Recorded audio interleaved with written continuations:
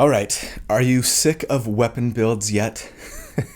Are you ready for just a full caster with the 2024 rules? I think I am. And it helps that today's build actually does more total damage, on average anyways, than any 2024 build I've done yet. Best of all, it's a Trickery Cleric. Welcome to D4.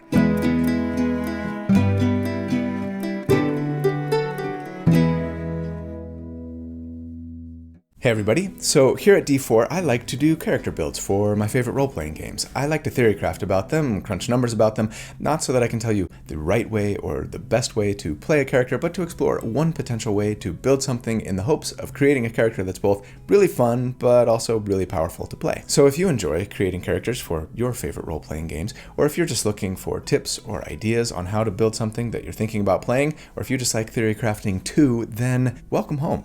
This is where you belong, and I'm so glad you're here. So thanks for watching.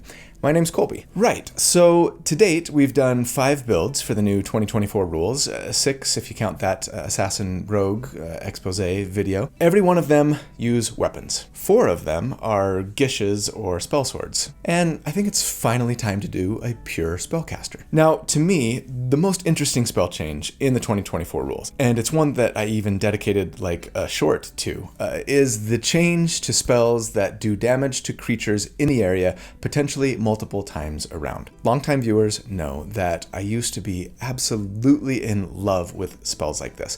Spirit Guardians, Moonbeam, even Cloud of Daggers, and have done a ton of builds that were made to like push or pull enemies into the spell's area of effect on our turn, which would deal damage immediately, and then enjoy double dipping as the enemy would take damage from the spell by starting their turn in the area of effect as well. And sure, for perhaps the last time ever, I will say, if you doubt that's how those spells worked, please look up the old Sage Advice Compendium about it before we fight. But regardless of whether you doubt or believe, in 2024, things have definitely changed. The list of spells in that old Sage Advice Compendium that worked both when a creature entered the area of effect and when they started their turn there included Blade Barrier, Cloud Kill, Cloud of Daggers, Evard's Black Tentacles, Forbiddance, Moonbeam, Sleet Storm, and Spirit Guardians. Every single one of those spells show up in the new player's handbook, but only one of them still works when a creature enters the area and starts their turn in the area, and that is Sleet Storm. But uniquely, Sleet Storm doesn't actually do damage in that instance, it just potentially knocks the enemy prone, right? Every other one of those spells' verbiage, plus others, have been changed in the new player's handbook to indicate that a creature takes damage when they enter the area or end their turn in the area. And that,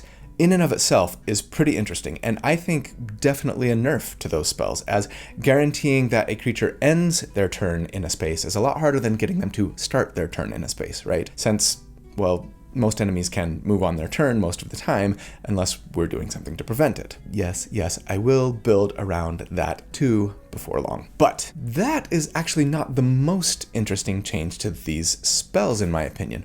Because see, that Sage Advice bit that I keep mentioning was actually an answer to this question. Does Moonbeam deal damage when you cast it? And the answer, both for Moonbeam and all of those other spells, was no. You cast it, but then you knew that the enemy was going to take damage from it eventually, just on their turn instead of yours. That always felt a little weird to me. Probably did to most of you too, I would guess, especially since if you pushed them into the area, they would take damage immediately, but if you cast it on top of them, it didn't hurt right away. It feels a little illogical, right? And I guess Wizards of the Coast felt the same way because they have now changed all of these spells so that they do, in fact, deal damage to the creature just as soon as the area of the spell's effect is cast over them or, importantly, is moved over them. And as I've said, if they end their turn there. And yeah, this is important because I mean, a lot of these spells can be moved. Moonbeam can be, as always, and as many of you know, even Cloud of Daggers can be moved now, which is awesome.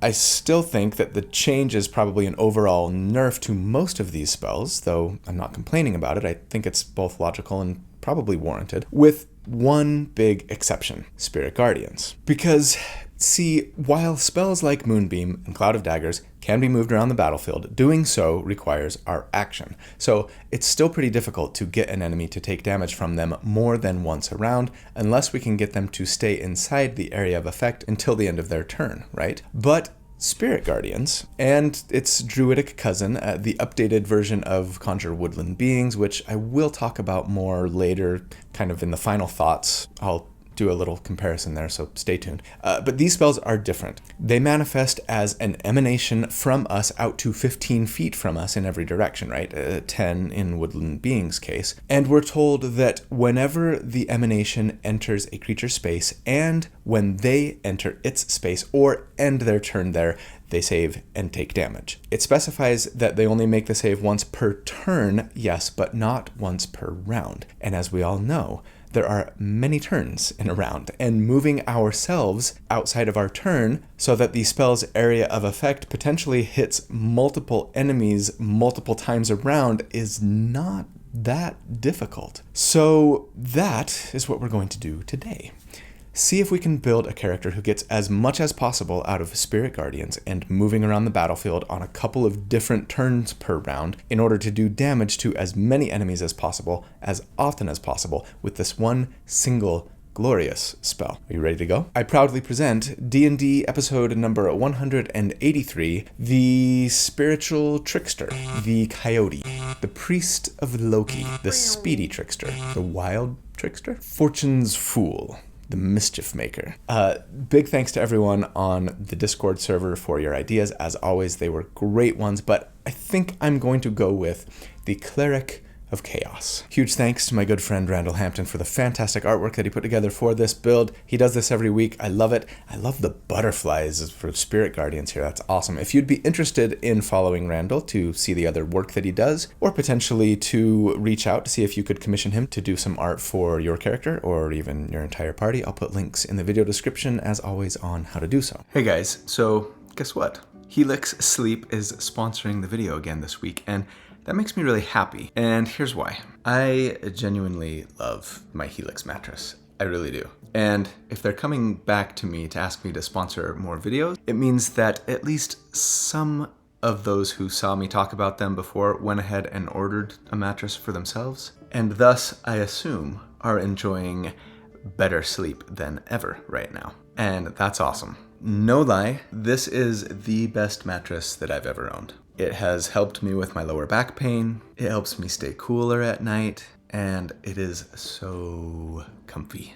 In fact, it's kind of hard to keep talking to you guys right now because as soon as I sit down on it, I just want to curl up and go to sleep. One thing that I really love about this company, before you even order a mattress, they have you take a sleep quiz, right? To help you figure out your body type, your preferences, so that you can get the perfectly tailored mattress for you.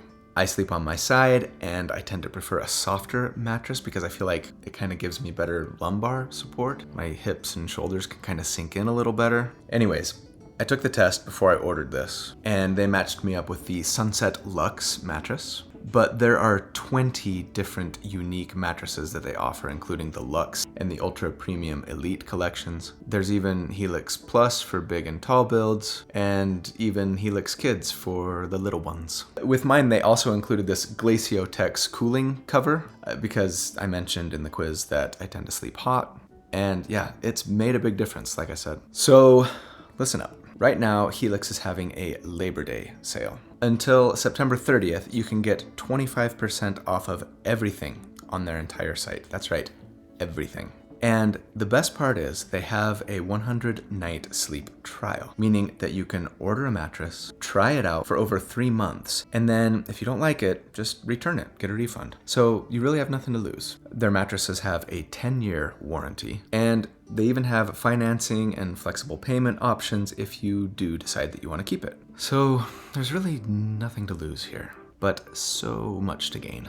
Oh, and shipping is free in the US, and it comes delivered right to your door, rolled up in a box. Setup is super easy. Anyways, I'm gonna put a link in the video description and in the pinned comment. Please click on it to check out the sale, if you would, so they know I sent you. Okay, huge thanks to Helix Sleep. Seriously, I love this mattress. And you guys go ahead and jump into the build with pre-recorded me. I'm gonna take a nap.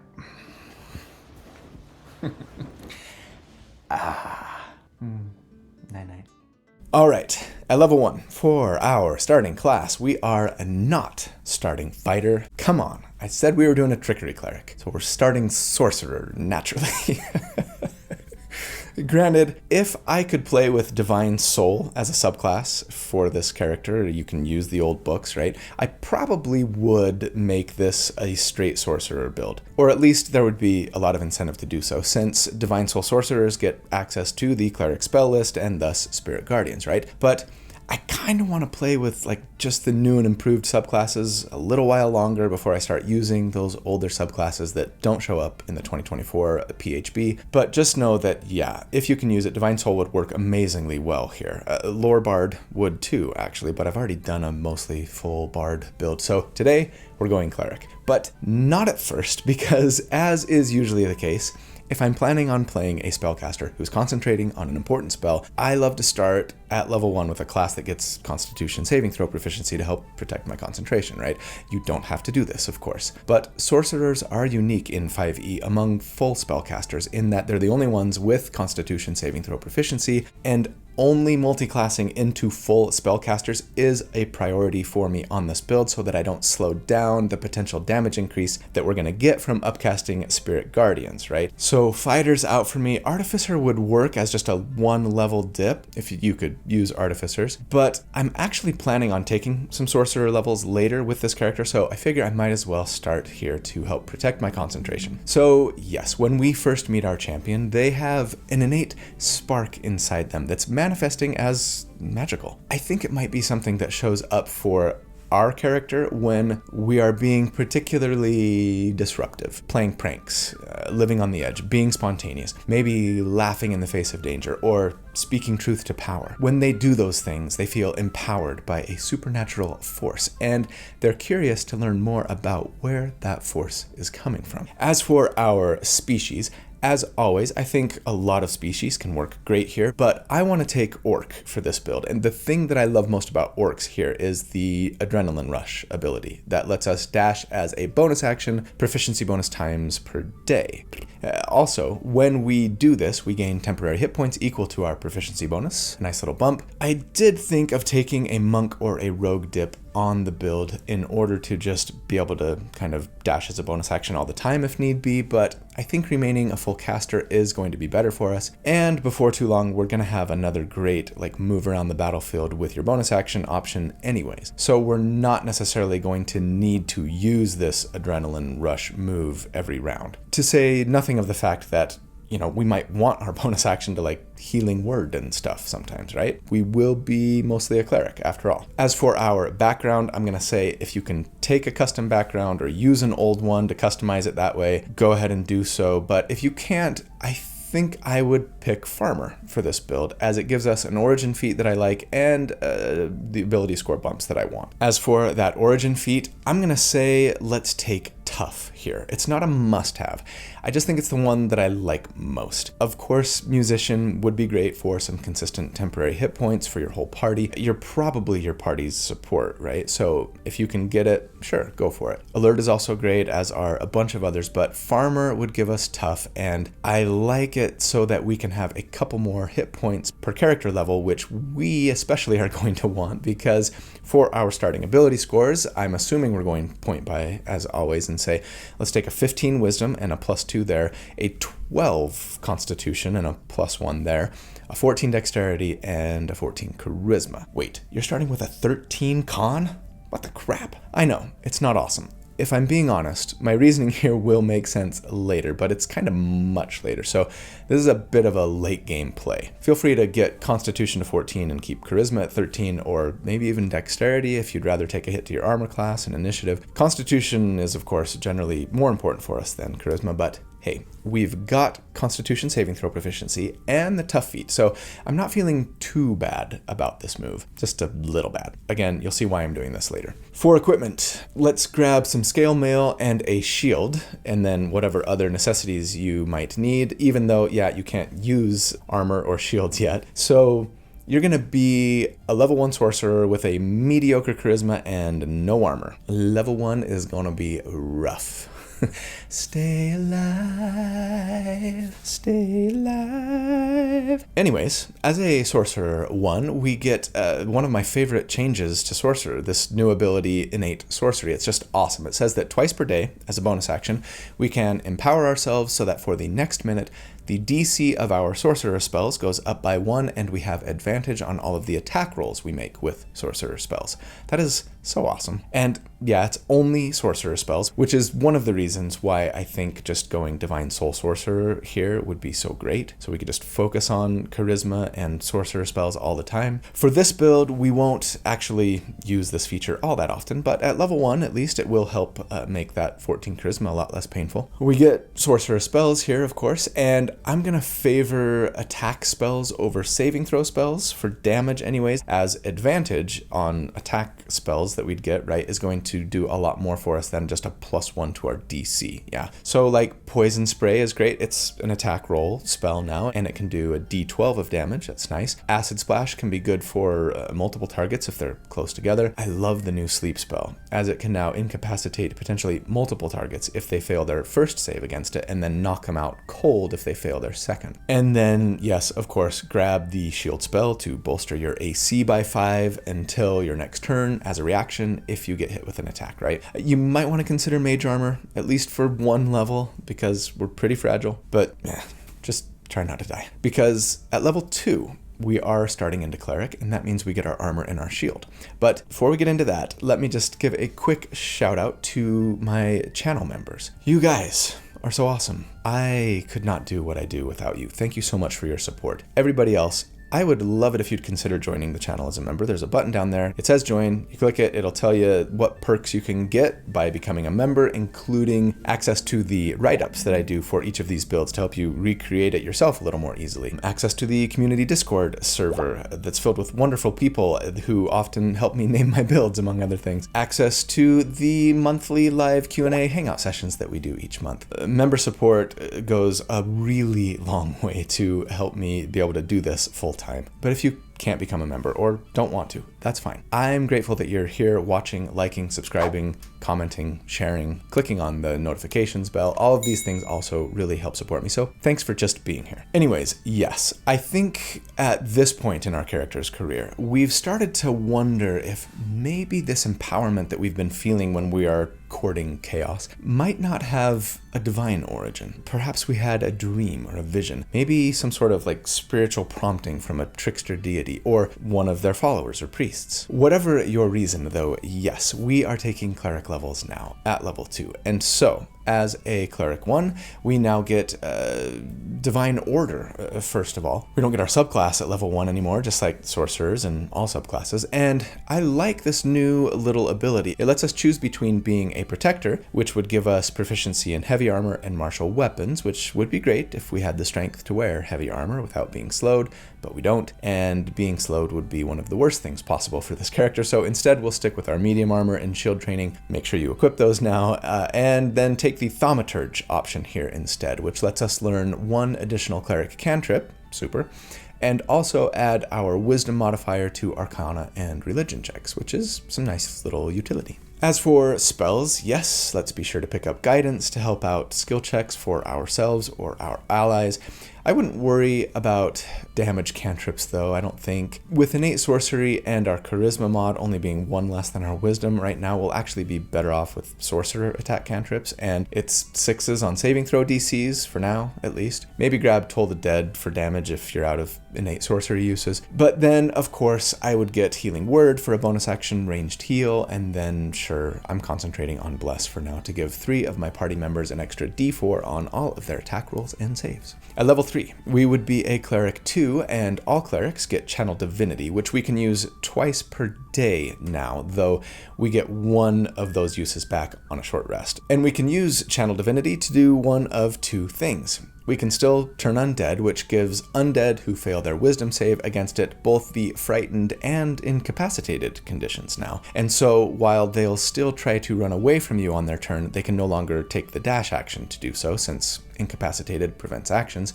It can't take the dodge action either. So yeah, this feels like a buff to me compared to 2014. But we also get a new use of our channel divinity now, Divine Spark. This says that we can take the magic action to heal someone for a d8 plus our wisdom modifier, or deal radiant damage for the same amount on a failed constitution save. This scales up with cleric level. It's not amazing, but hey, if you don't have any other uses for your channel divinity, at least it's something.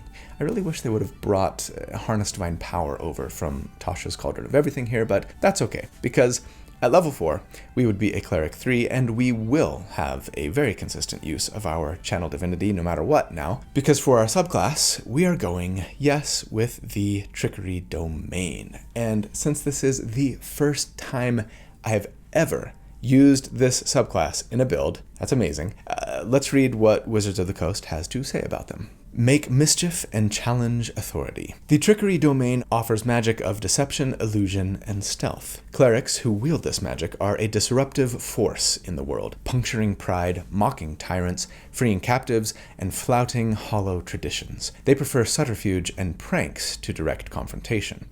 Gods of trickery are mischief makers and instigators who stand as a constant challenge to the accepted order among both gods and mortals. They embody the forces of change and social upheaval, and they're patrons of thieves, scoundrels, gamblers, rebels, and liberators. Religious orders that operate in secret, especially those that seek to undermine oppressive governments or hierarchies, also draw on the power of the Trickery Domain. That is juicy. I love it. Robin Hood, V for Vendetta, maybe the not quite evil version of Loki, or like the coyote from a lot of Native American stories, right? Delicious. As a Trickery Cleric, then, we get a couple of features here. The first lets us just give advantage to ourselves or someone else on their stealth checks, and this just lasts all day, or until we use it again. It used to only last an hour. It's a pretty dang good ribbon feature, if you ask me. Your rogue is gonna love you. But the real gem here is the Invoke Duplicity feature, which got a massive buff compared to the old version. It says that we can use a bonus action and a Channel Divinity charge to create an illusion of ourselves within 30 feet.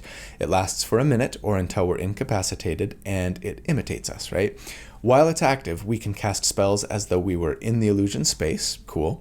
We can have advantage on attacks against a target if both we and our illusion are within 5 feet of the target. Just keep in mind that ranged attack rolls would still have disadvantage, so they would just kind of cancel each other out, right? We're not making weapon attacks. It's too bad that Inflict Wounds is a saving throw and not a melee spell attack. Maybe grab like Shocking Grasp as a sorcerer cantrip. But also, we can move this duplicate 30 feet as a bonus action to an unoccupied space that we can see within 120 feet. Note that it doesn't seem to matter if that space we can see is like across a chasm or up on a ledge or anything. The illusion doesn't have to be able to like walk to it, right? So long as we can see where we are moving them to, we can move them there. That will be important later, especially. For now, this is a really nice way to potentially get advantage or cast spells from a different angle, as well as cause some mischief and make shenanigans. Fun, a little useful, but it'll get really awesome later. Oh, and yeah, the old Trickery Cleric used to have to use their concentration for this duplicate. Their concentration.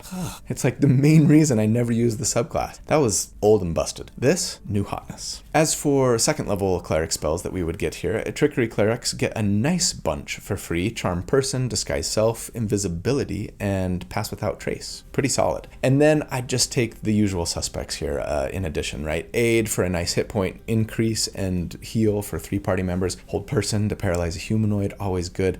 Lesser Restoration is gonna cure some conditions, and I'm a big Warding Bond fan to increase the defenses of an ally and then share the damage that they take, right? Solid support option that doesn't require concentration, lasts for an hour. At level 5, we would be a Cleric 4, and that means we get our first general feat. There are a lot I would love to have here to bump our wisdom from 17, right? Fey Touched is great, especially for Misty Step, though we won't really need it before too much longer. Telekinetic is a great feat too, potentially to move like 1 more creature into your Spirit Guardian's aura next level if you can't quite reach them, right? Though it does require a bonus action to move them, and as an orc, we might just be able to dash and get to them anyways without giving them a chance to save against our pull. Telekinetic is less useful now that we can just move Spirit Guardians over an enemy and do the damage, right? We don't have to like force them into the area. But my favorite option here is, big surprise number 2 for today's build, I'm actually going to take Warcaster. Like, I probably should on every freaking caster build that I do.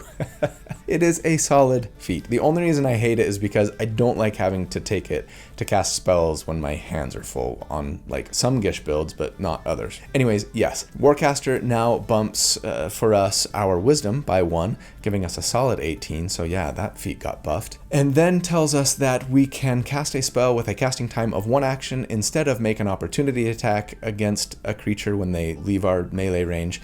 And no, I am not ever, I don't think, going to build around the supposed way that this might let us cast a buff or a heal spell on an ally now if they move away from us. You see people talking about this on the Reddits especially. I think that's a bad faith reading of the rules. I can't imagine most DMs actually allowing this at their table. Feel free to argue with me about it in the comments if you want. But also, no, don't use your reaction to cast a spell as an opportunity attack. We're going to be using our reaction to run around, so just let them go, man. Yeah, the feat also lets us perform somatic components of a spell, even if our hands are full. Ours won't be, by the way, just a shield and an empty hand.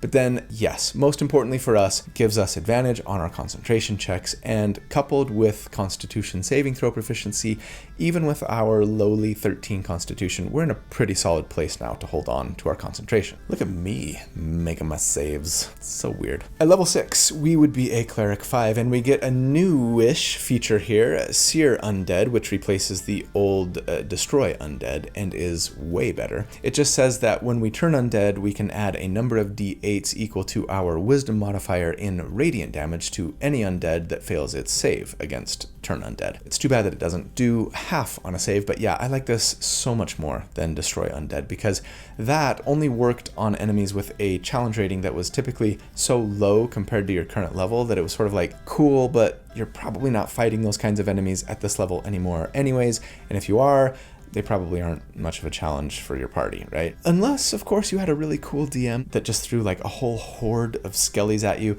just to give you the chance to explode them in a glorious wave of righteous destruction. And to you DMs out there, I say, you're awesome. But for the rest of us, yeah, Seer Undead, way better. But then, most importantly for us, at this level, we get 3rd level Cleric spells. And as a Trickery Cleric, that means we get Non-Detection and Hypnotic Pattern for free. Dang, that is a sweet freebie to potentially shut down a ton of enemies on the battlefield, if we are willing to use our concentration for it anyways. Aside from those free spells, I'd probably take Aura of Vitality for some really nice healing on, or especially off the battlefield, though it is better in combat now, since it doesn't require your bonus action to do that 2d6 of healing, though it does still require your concentration.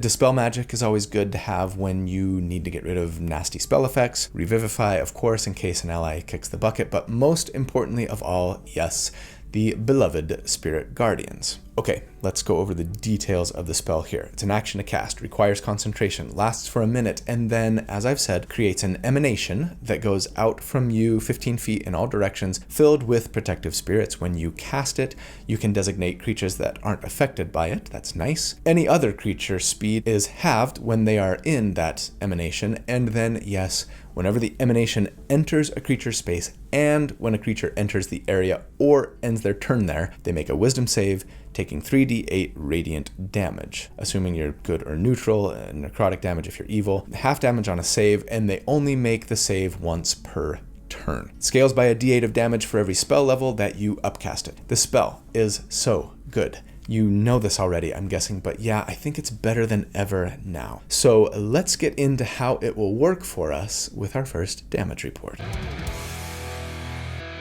Okay, so on round 1, we're simply casting Spirit Guardians and moving around the battlefield, touching as many enemies as possible with Spirit Guardians, probably, if we can, keeping enemies outside of the aura when we end our movement, since it's not going to damage them at the beginning of their turn anyways. But that will let an ally potentially be able to move the enemy into the area on the ally's turn, doing damage, right? But then, on all subsequent rounds, potentially, we can first repeat the process, run around, right? Using our bonus action to dash, thanks to Orc, if need be, and simply ready our action to move again on someone else's turn. For those who need a reminder, on our turn, instead of taking an action, we can ready our action to do something on someone else's turn instead, and that's either an action or, importantly, moving up to our speed, using our reaction to do so. We simply say what we're going to do and what's going to trigger that thing. For us, it might be as simple as soon as anyone else on the battlefield moves or takes an action, I'm going to move up to my speed in response. Then, when that trigger happens, we move, and every creature we move the aura over who hasn't taken damage from it on this turn, which is someone else's turn now, right? We'll have to make the save and take damage again. Okay, great. Pretty straightforward. How many targets am I going to assume that we're hitting with Spirit Guardians twice every round? I mean, I've always used 2 or 3 when I'm crunching numbers for multi-target damage dealing builds. I don't know why I'd stop doing that now. Sure, there will be times when you'll be able to get more enemies than that. But I mean, other times you won't, whether because the enemies are too spread out or because there aren't even 3 enemies alive on this turn to begin with, right? Thus, 3 shall be the number thou shalt count, and the number of the counting shall be 3. Anyways, each enemy would potentially take 3d8 damage times 3 enemies, that's 9d8 times 2 applications of it in a round, that's 18d8 per round. Yikes. And so, against enemies with a +0 to their wisdom saving throw, we would do 68 damage per round on average. And against enemies with a +5 to their wisdom save, which is going to be very rare at this level, it's a 58 DPR. And that is a lot of damage for a level 6 character. Now, granted, it is split up amongst 3 enemies, so we're talking like 20 to 25 damage per round per target, which is less impressive, but hey, you might get more than 3 in there, right? So compared to other 2024 sustained damage builds that I've done so far, that's blowing them all out of the water for total damage. But let's remember that doing some damage to a bunch of enemies is often less tactically sound than doing more damage to just 1, even if the total damage is less, right? Leaving 3 enemies at half health is usually worse than leaving 2 at full health but killing 1, because action economy. Anyways, if we compare this damage to old like multi-target damage dealers that I've done,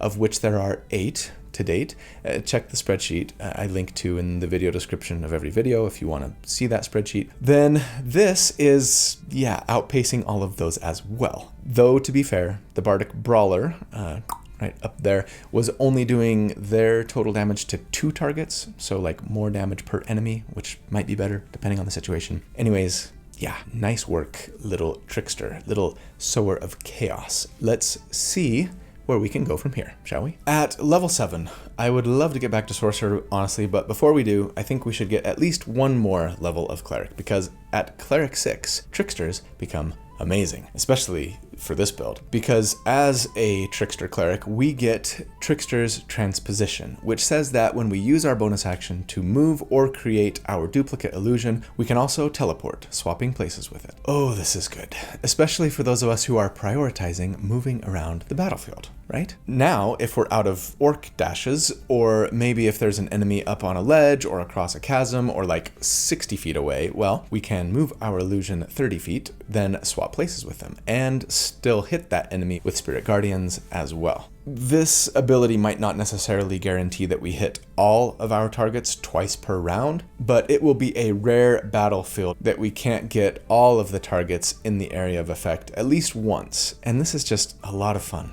and super potente. Don't forget, thanks to multiclassing with another full caster, we do get a 4th level spell slot at this level so that we could upcast Spirit Guardians if we wanted. At level 8, you could just keep going Cleric. Divine Intervention is amazing now, and you might want to beeline for it, even if you don't use it to cast the Hallow spell, which I honestly think will eventually be eroded by WotC, or if not, disallowed at most tables after it happens one time, right? For those who don't know what I'm talking about, I'll explain later. But I think if we went back to Sorcerer for a bit here first, we could get something that would do some nice things for our Spirit Guardians damage. Not to mention, give us some other potent and really fun and flavorful tools.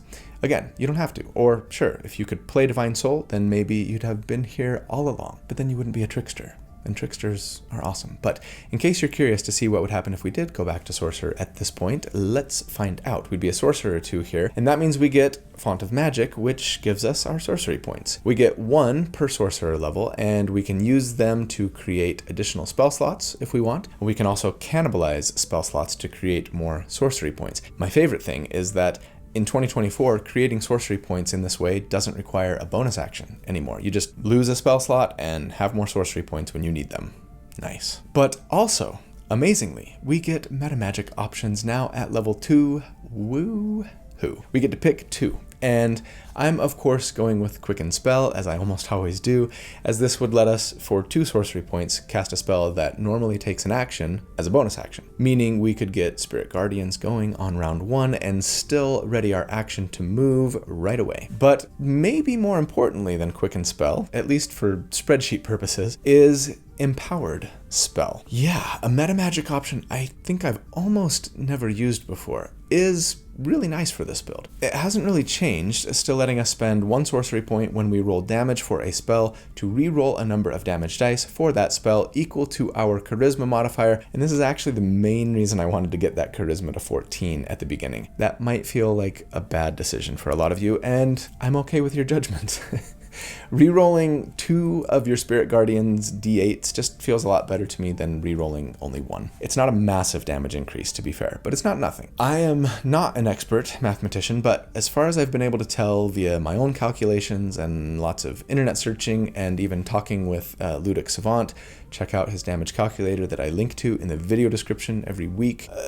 Empowered Spell is probably going to boost our damage by a couple of points or so per target per application of Spirit Guardians on average, depending on the enemy's saving throw, right? You'd basically want to re-roll anything lower than average, I think, which for us would be like a 4 or lower on the d8. Altogether, this means something like 12 points more damage if we're hitting 3 targets twice. Call it 10 to 15 depending on enemy saving throws, etc. I'm going to assume that estimate when I crunch numbers, and if I'm off, I'm pretty confident that I am not off by much. Okay, so am I assuming then that the empowered spell damage would apply to every enemy that we hit with the spell? I am. Why? Well, because the damage against multiple targets rules from the Player's Handbook, page 28, state that if you're forcing 2 or more targets to make a save against a spell at the same time, you just roll damage once and apply it to all targets. The problem, of course, is that with Spirit Guardians, you might not be doing damage to 2 enemies at the same time when you cast it. You might,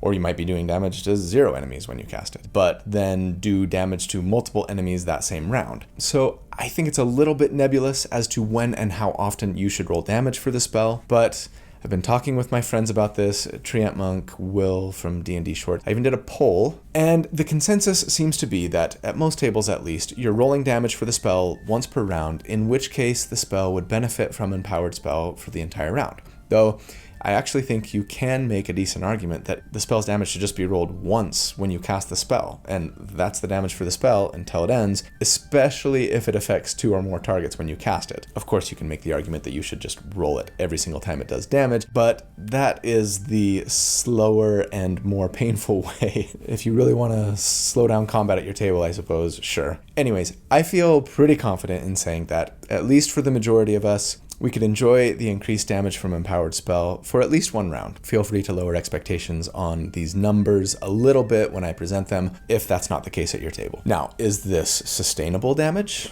We've only got a couple of sorcery points at the moment, but we could cannibalize some spell slots if need be. An Empowered Spell is only 1 point. By next level, I'm going to say sure, this is sustainable, though it's expensive. If you have to spend a sorcery point every round as opposed to once per casting of the spell, no doubt. Not particularly advisable, yet. Anyways. Oh, finally, one nice thing about Empowered Spell is that we can use it even if we've used another meta magic option for that spell. So we could quicken and empower Spirit Guardians if we really wanted to burn the points for it, right on round 1. At level 9, we would be a Sorcerer 3, and that means we get our Sorcerer subclass, and I am so excited to take wild magic on this build because it just feels so dang perfect thematically. We are sowers, perhaps even worshippers of chaos. Let's turn it up to 11.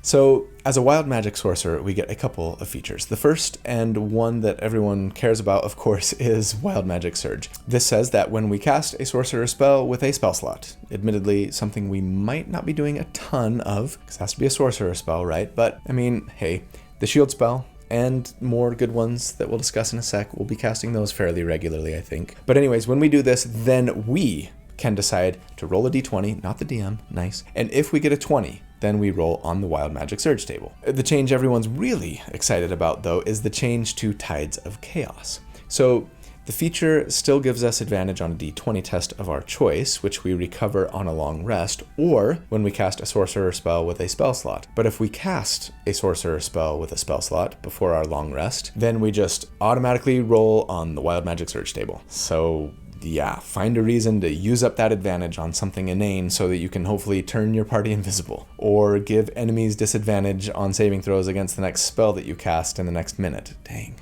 I can see some DMs saying that might apply to the entire duration of Spirit Guardians even. That would probably be overpowered, or to fill the air with butterflies, etc., etc. And yeah, the Wild Magic Search table is just a lot better now, in my opinion. There are fewer horrible things that can happen, I guess. I suppose most of you heathens think of that as a bad thing, actually. That's me shaking my head with disdain. We also get second level sorcerer spells here, and I'm gonna say, yeah, focus on stuff that doesn't necessarily depend on a good charisma modifier. My favorite here is Mirror Image, which is a great defensive spell now, and will help both keep us alive and hold on to our concentration a lot better, potentially causing a successful attack against us to instead hit one of our illusory duplicates. And of course, this is absolutely perfectly on point for our Trickery Cleric, who's already making a duplicate of themselves, right? So now we've got a bunch of them all over the place. And sure, grab Misty Step if we're out of Channel Divinity uses and or orc dashes. It sounds like a special kind of hyphen. You've got the dash, the M dash, the tilde, or the orc dash, which has fangs, apparently. This is my favorite dash. Don't forget, we have 5th level spell slots now thanks to multiclassing 2 full casters together, and that's just in time for our next damage report. Since last check, we have increased the damage that we're doing with Spirit Guardians by 2d8 more, up to 5d8 per enemy per application, if we use our 5th level spell slot for it anyways. And yes, I'm still going to assume that we're doing this twice per round. And despite our increased mobility, thanks to being able to swap places with our duplicate, I'm still only going to assume that we're hitting 3 targets each turn. And then yes, I will assume a bump of about 2 damage per enemy per application on average, though results are going to vary depending on enemy saving throw. Thankfully, they will still take half damage on a save, so we still get some benefit from Empowered Spell whether they make their save or not. And so, against enemies now with a +0 to their Wisdom save, we would do 130 damage per round total on average, and against enemies with a +6 to their save, it's 109 DPR. And yeah, that's about double since last check, and still beating out every single multi-target DPR build I've ever done by a lot, actually, like 30% better than even the best builds. Maybe Spirit Guardians is the new OP spell that we should all be complaining about and not conjure minor elementals. Anyways, moving on. At level 10, we would be a Sorcerer 4, and that means we get another feat. And yeah, I think we've got to bump Wisdom here to cap it at 20, which will be the best thing for our damage, not to mention all of the other things that we want to do as a Cleric. But then at level 11, I mean, at some point we're going to want to get back to Cleric levels, right? When that happens is up to you. I would kind of gauge how things are going in your campaign. If you feel like you're still running out of sorcery points and or spell slots before you get to a long rest on the regular, then probably take 1 or 2 more levels in Sorcerer. I think at least 1, since at Sorcerer 5 we'd get the new Sorceress Restoration feature, which would let you recover some spent sorcery points once per day, which would really help. For the sake of this build, I'm going to go back to Cleric now, but you make the switch when you think it best for your character and your table. The truth is, there's nothing in Cleric that's really going to increase our Spirit Guardian's damage by a lot, outside of maybe that one action Hallow shtick that, like I've said, I don't think will work at most tables, regardless of how the rules are written. But if I'm wrong, yeah, sure, beeline for Cleric 10, no doubt. But with our 20 Wisdom, and with me calling this build a Trickery Domain Cleric, it seems a little silly to just jump ship after Cleric 6, right? And never go back. Thus, we would be a Cleric 7 here, and that means we get Blessed Strikes, which now says that we can either pick Divine Strike to enhance our weapon attacks, no thanks. Or potent spellcasting to add our wisdom modifier to our cleric cantrip damage. Sure, we'll take it, though it won't show up in our damage calculation. As for the 4th level cleric spells that we would get here, Trickery clerics get the very nice Confusion and Dimension Door for free for when you need to teleport even further, right? But on top of those, I would consider Banishment for some strong single target control, though it does require concentration, as well as Death Ward for a get out of jail, death free card the next time you or your friend that you cast it on drops to 0 hit points, going to 1 instead, right? I also really like Freedom of Movement though for this build, as it lasts an hour without concentration and lets you, or an ally, I suppose, ignore difficult terrain and prevent you from being slowed or paralyzed or restrained. It even gives you a swim speed equal to your speed and lets you escape from non-magical restraints, like being grappled, with just 5 feet of movement. Feels pretty important for a character who's all about being able to move around the battlefield unimpeded. You can even upcast it to affect more allies. And hey, thanks to multiclassing 2 full spellcasters, we've got a 6th level spell slot now, so feel free to do that, right? Upcast Freedom of Movement. If you're fighting in a gooey, sticky swamp filled with grappling swamp creatures or something, you could get 3 allies with it and they will love you. Speaking of the importance of movement, at level 12 we would be a cleric 8, and for our feat I think I'd like to take Speedy, please. This is going to bump our Constitution or Dexterity to 14, so if you've been wallowing at a 13 with either of those this whole time, congrats, you finally made it to an even number. And so yeah, as I've built it thus far, I'm going to be bumping Constitution to 14 here, but also the feat increases our speed by 10, lets us ignore difficult terrain when we dash, specifically, which again, we can do 4 times per day as a bonus action thanks to our Orc Dash, 5 next level, right? And even cause opportunity attacks against us to have disadvantage, which I really love, since it's quite likely that in an attempt to get to as many enemies as possible here, we would often be running like right past enemies. Now, with our decent armor class, 19, assuming half plate and a shield, but that's without magic items, which surely we have by now, plus the shield spell, plus mirror image, plus this, we are very unlikely to get hit by opportunity attacks as we run around the battlefield. Perfect. At level 13, we would be a cleric 9, that means 5th level spells, and tricksters get Dominate Person and Modify Memory for free, situationally very useful. And on top of that, I'm gonna go with the usuals here, Greater Restoration for a wonderful cure-all, Mass Wounds maybe, to potentially heal multiple enemies from range, though you could get Mass Healing Word to do it with a bonus action. Raise Dead for those who died more than a minute ago. Maybe Flame Strike for some on-demand burst AoE damage, if Spirit Guardians isn't enough to finish the job. But then don't forget, we do get a 7th level spell slot now, and this brings us to our next damage report. Since last check, we have potentially added 2d8 more damage to Spirit Guardians per application again, if you really wanted to spend your 7th level spell slot on it, as well as capped our wisdom score, finally. But of course, we've also picked up a whole slew of support, utility, and defensive options, as well as increased our speed. And so, against enemies with a +0 to their wisdom save, we would on average do 187 damage per round in total, and against enemies with a +7 to their save, it would be 153 DPR. And that is another massive jump, 50%, continuing to outpace all other multi-target sustained damage builds I've done to date, though not by quite as much as before. Actually, it's even outpacing the Valor Bard from a couple of weeks ago that was just starting to really ramp up here thanks to Conjure Minor Elementals. Again, our damage is spread among 3 targets, but hey, it is a ton of damage, and could easily be more with more enemies to hit, right? On top of it all, we are mostly a cleric with all of the buffing and supporting and utility that means. So yeah, we are in such a fun and powerful place here. At level 14 though, we would be a cleric 10, and that means we finally get to the really beautiful, newly improved divine intervention. This now simply says that once per day, we can call on our deity to intervene on our behalf, casting with an action any cleric spell of 5th level or lower that doesn't take a reaction to cast, without using up a spell slot, and even foregoing any material components that would typically be required. Yes, this could mean Spirit Guardians, or maybe Raise Dead without having to use the expensive diamonds, right? But the thing that has a bunch of people upset is that technically it could also mean Hallow, which normally takes 24 hours to cast, and for good reason. Among other things, the spell can cover a 60-foot radius area, so 120 feet by 120 feet, right? And give creatures of any types we choose to have vulnerability to one damage type of our choice while in the area. So yeah, we could potentially Hallow as an action once per day, choose radiant damage, and effectively just double the damage of our Spirit Guardians, right? And yeah, it works, rules as written. And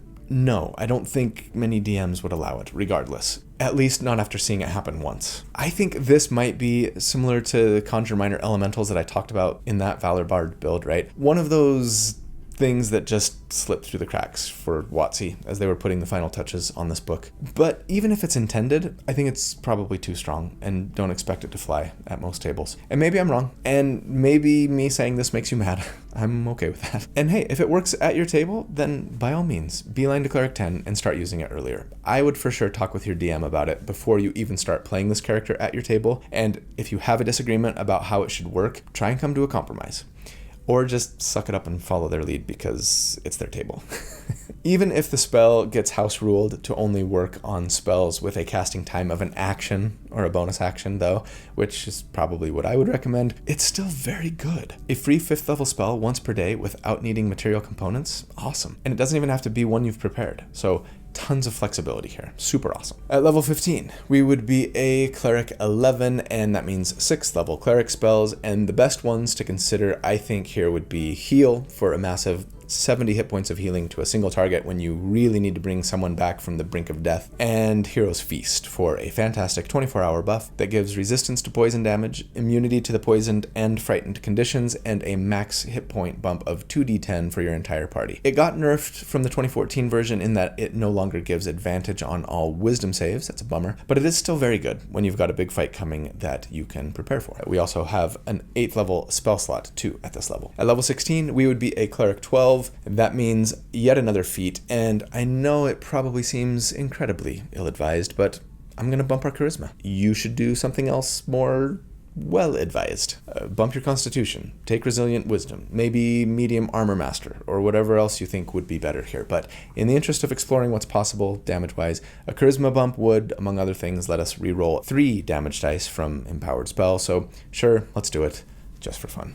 Plus, I think this Trickster of Chaos should be charismatic. Sue me. But finally, for us, at level 17, we would be a Cleric 13, and that means 7th level Cleric spells. We might want to consider Firestorm for even better on-demand area of effect burst damage, but my favorite here is the new power word Fortify. It lets us give 120 temporary hit points to up to 6 creatures, but like spread out among them as we see fit, right? Meaning that, yeah, we could give like 60 to one, 40 to another, and 20 to a third, or just put all 120 of them on ourselves and shrug at our allies, like this.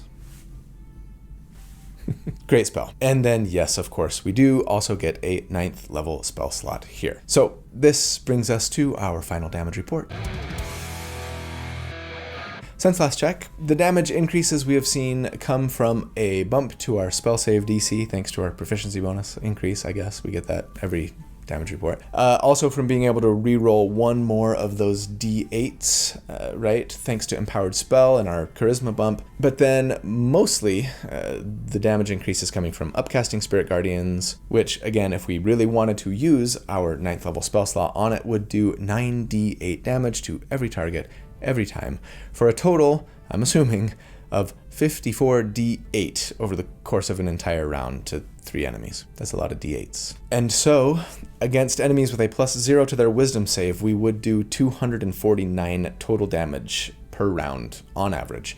And against enemies with a +8 to their wisdom save, it would be 200 DPR. We broke the double century mark. And I mean, you know how many enemies in the 2014 monster manual anyways have a +8 or higher to their wisdom save? 24 out of like 400. And regardless, half damage on a save is doing a lot of work here. Anyways, yes, we are continuing to blow everyone out of the water here for sustained damage when compared to other multi-target damage dealers, and everyone but the Valor Bard for single target, now that, Conjure Minor Elementals would be scaling through the stratosphere. And for the record, thanks to the way a lot of that build's damage was coming from Eldritch Blast at the end, they could be dividing that damage up amongst multiple enemies too, if they wanted. Sheesh. Okay, so let's bring it on home with some final thoughts. The tier score for this build, if you take the damage that they do against each, +2 wisdom save that we calculate for at each of the 4 damage reports and just average them all into one big number, we end up with a 127, which is more than any other build I have ever done for sustained damage, multi-target or otherwise,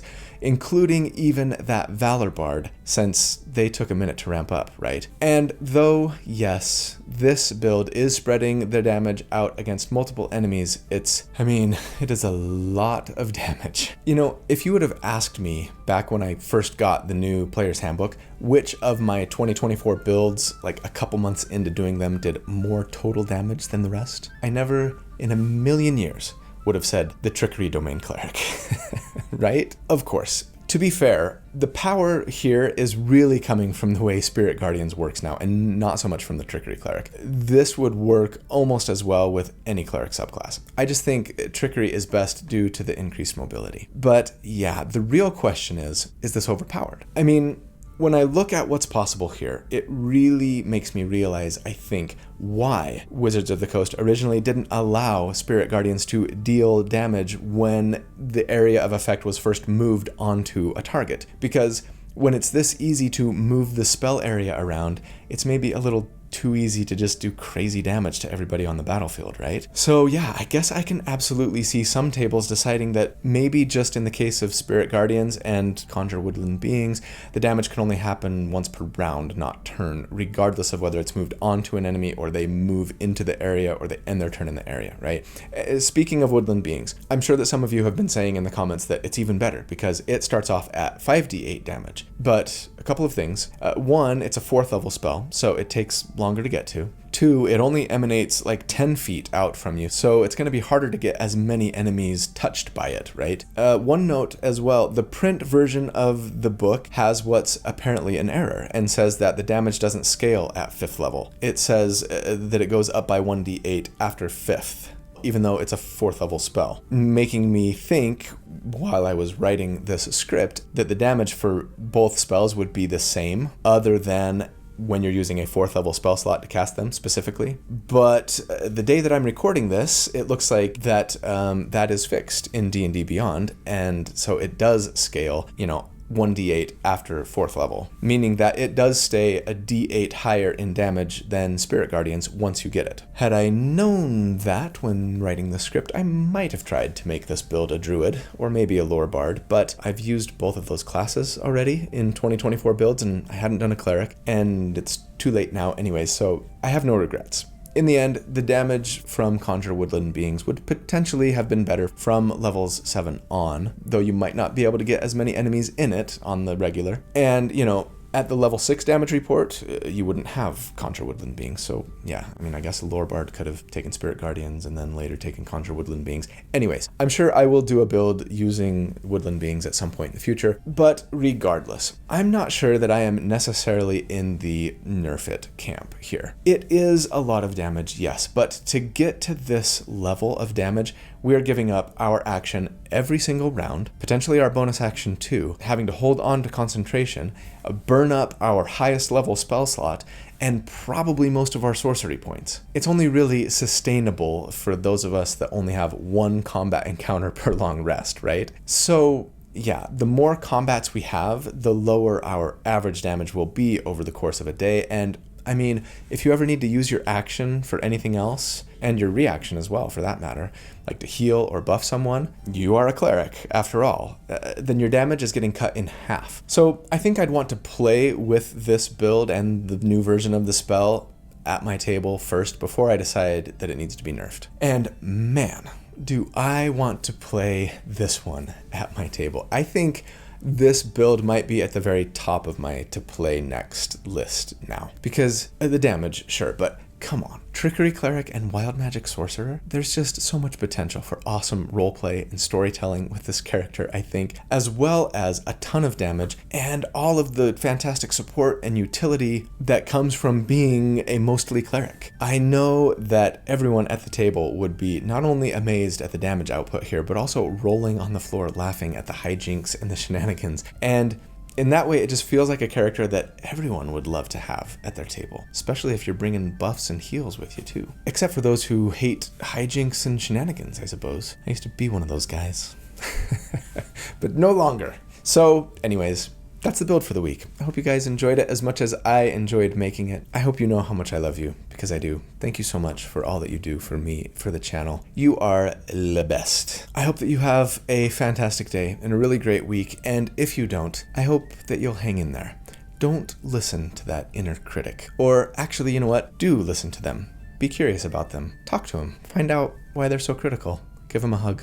Let them know that you got this. I hope that you will do good and be kind and stay safe, and that I see you again very soon. But until then, take care. Bye.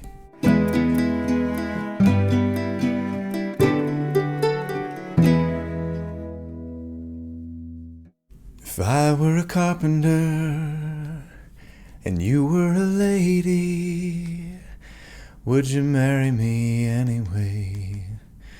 Would you have my baby? If a miller were my trade, at a mill wheel grinding, would you miss your color box? You're such a moonshining. So,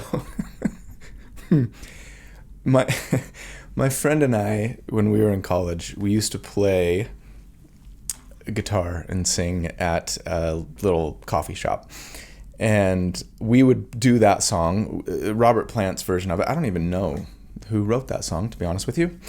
It's an older folk song, I think, but anyways, we would sing it, and there were some words and we had no idea what the words were. And this was back really kind of pre-internet, or the internet was so young that you couldn't just like go look up lyrics to a song anytime you wanted.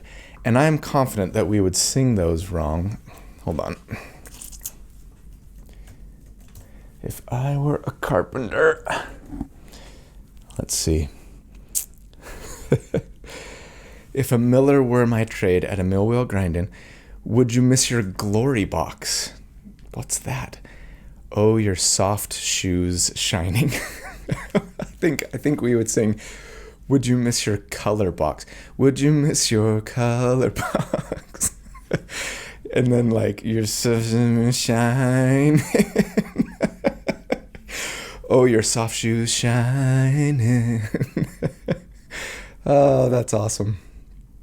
Anyways, great song. If you haven't heard it, check it out. Oh, that's funny. I'm super stoked about my new D&D shirt that I just got. This is when I played D&D originally, we thought we were playing Advanced Dungeons and Dragons, AD&D, but we used these old like original box rules as much as we used the AD&D rules, because my friend who was our DM had both, and we didn't really know that there was a difference. We just kind of like cherry picked what we liked and kind of used both. Both. I know I get a lot of people making fun of me for putting an L in my both, but both just sounds weird to me. Anyways, what was I talking about? Yeah, so this was the art off of the expert rules, I believe it was. So like the red box was like the basic rules, right? With they all had this artwork by, I think it's Larry Elmore, which is fantastic and I love. Anyways, yeah, the red box, they all have a guy, like, I think it's always a guy fighting a dragon, right? Or maybe riding one, depending on the box. But like, you know, fighting a red dragon on that basic rule set. This was like set 2. So, you know, horseback fighting what looks to be like maybe a bronze dragon.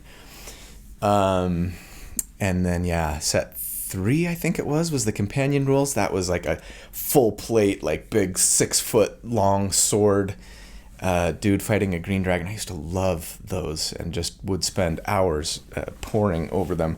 But then we also had the AD&D books that we would use. It was a jumbled mess.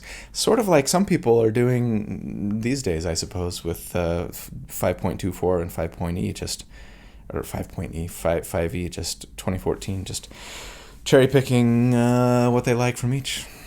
Which is one reason why I think coupling this build with, which is why I think, using Divine Soul, just burp, apparently. The write-ups for the write-ups that I do, access to the don't forget, we do, thanks to multiclassing with another full caster, it grants up to 6 creatures 120 temporary hit. It lets us give 120 temporary hit points, and we can use Channel Divinity. Channel Divinity. That's a lot of TTs. Okay.